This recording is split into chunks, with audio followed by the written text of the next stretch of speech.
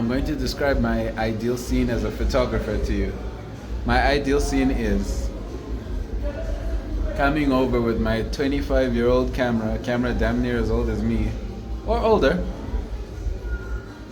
into a competition or where there's a whole bunch of other photographers with hundreds of thousands of rands of equipment or hundreds of thousands of dollars of equipment, and using the basics.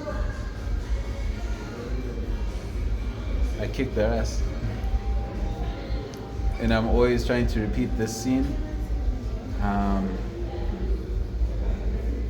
Yeah, and you'll find I always have some super old camera, or you'll find that I'm using some very simple light.